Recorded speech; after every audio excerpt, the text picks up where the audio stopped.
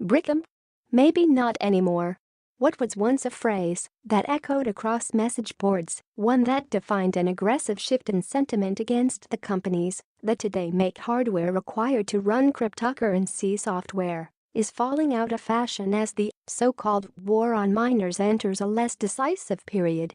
Indeed, in the wake of new research and analysis, leading developers now appear to believe that standing in the way of a shifting mining landscape might be hopeless.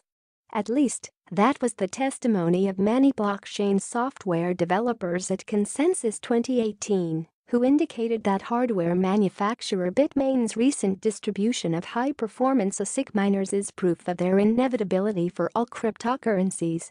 Still, controversy surrounding the idea optimized mining hardware will soon be available for previously ASIC-resistant cryptocurrencies including Ethereum, Monero and Zcash has continued to escalate.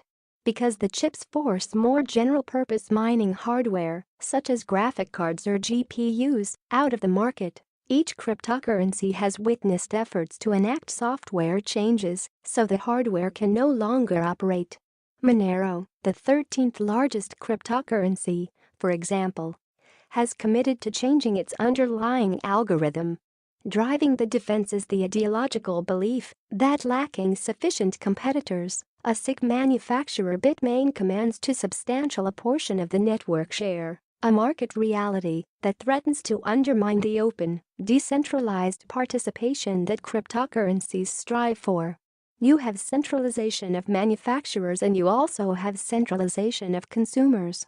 You have this sort of constant clustering, Riccardo Spagni, a lead developer at Monero, told CoinDesk.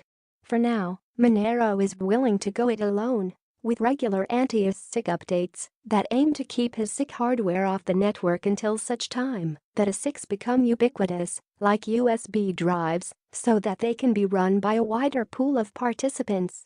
Ultimately, ASIC resistance is futile, but between now and then, before we capitulate to ASICs, let's resist it for as long as possible until ASICs are commoditized, Spagni told CoinDesk.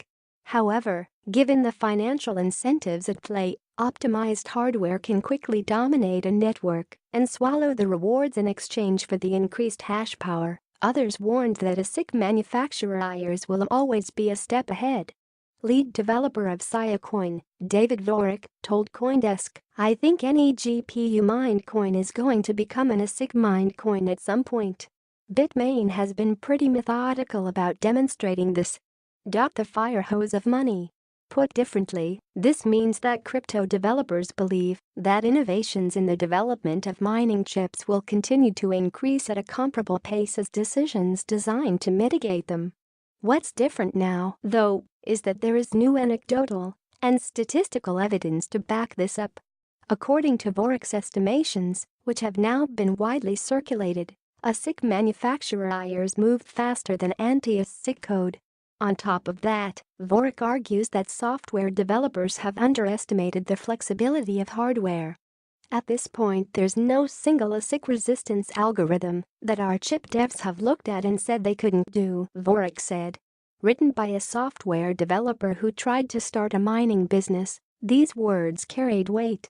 Speaking to CoinDesk, founder of Zcash and CEO of the Zcash company Wilcox echoed these points, noting how the work has impacted his own thoughts on the subject.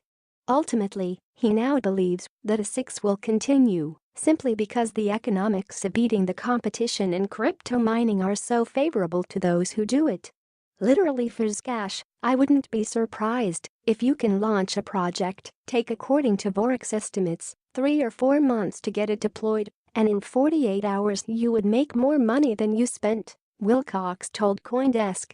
Although a significant portion of the Zcash community have spoken out against the hardware, Wilcox has said he has no intention to disrupt the current development cycle in order to implement anti-ASIC code.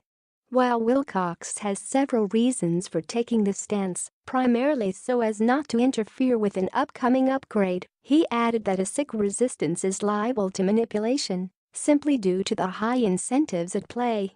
It's kind of like you're holding a fire hose of money, and you're saying I'm just going to wiggle this around in random directions, spray money at random recipients, and it's enough money that this is going to focus all the attention on you, and people are going to try and influence and ask you to justify which direction you're pointing the fire hose of money," Wilcox said. He added, "I definitely don't want to be in that position. Two industries at odds. And even if software developers keep up the fight," Vorak warned of something he calls the secret ASIC. The idea is that savvy manufacturers might even build mining chip innovations in secret and rather than release them to the market, keep them to themselves to gain their rewards. "I think it's safe to assume that not every proof of work coin with a block reward of more than $20 million in the past year has at least one group of secret ASICs currently mining on it, or will have secret ASICs mining on it within a few months," Vorak wrote in a blog post. Bitmain itself was quick to dismiss Vorak's writings as conspiracy theory, but Vorak's position is reinforced by his own foray into ASIC manufacturing.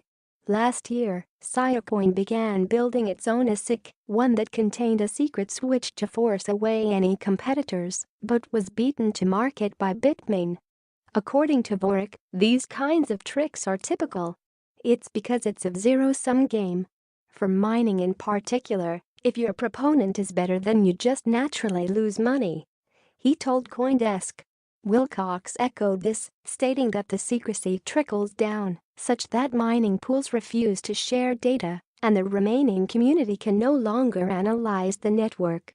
"It's an interesting juxtaposition in cryptocurrency world," Wilcox told CoinDesk. "The development process and the developer's social environment is maximally open, but the mining environment is very secretive."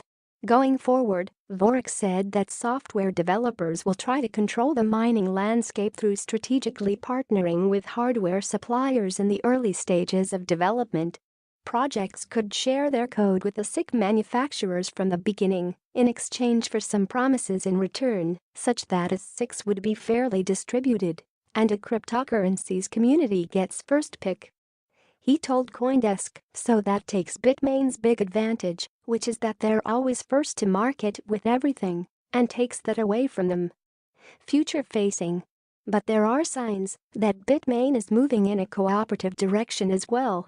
For example, Wilcox shared notes from a video call with CEO of the company, Jihan Wu, to discuss communication difficulties facing the respective groups.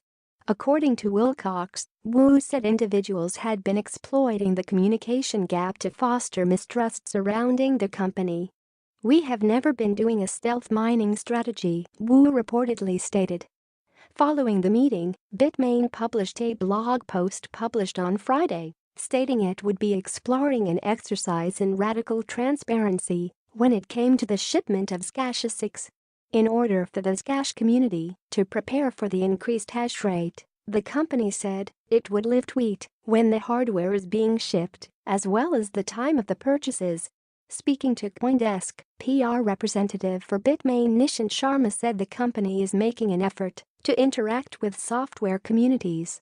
"You may have noticed that our communications have steadily become more proactive and responsive over the last few months.